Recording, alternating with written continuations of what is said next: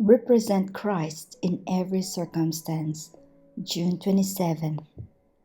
For by the grace given to me, I say to everyone among you not to think of yourself more highly than you ought to think, but to think with sober judgment, each according to the measure of faith that God has assigned. Romans chapter 12, verse 3. Live for something besides self. If your motives are pure and unselfish, if you are looking out to do work that somebody must do, to show kind attentions and to do courteous acts, you are unconsciously building your own monument. In the home life, in the church, and in the world, you are representing Christ in character. This is the work the Lord calls upon all to do.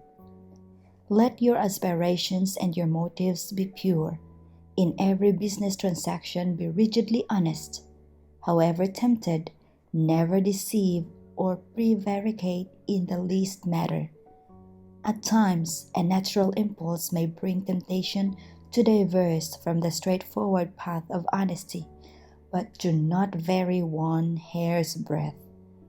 If in any matter you make a statement as to what you will do, and afterward find that you have favored others to your own loss, do not vary from principle. Carry out your agreement. By seeking to change your plans, you would show that you could not be depended on. And should you draw back in little transactions, you will draw back in larger ones. Under such circumstances, some are tempted to deceive, saying, I was not understood. My words have been taken to mean more than I intended. The fact is, they meant just what they said, but lost the good impulse and then wanted to draw back from their agreement lest it prove a loss to them. The Lord requires us to do justice, to love mercy and truth and righteousness. Men and women are destitute of the stern virtues required to build up the church.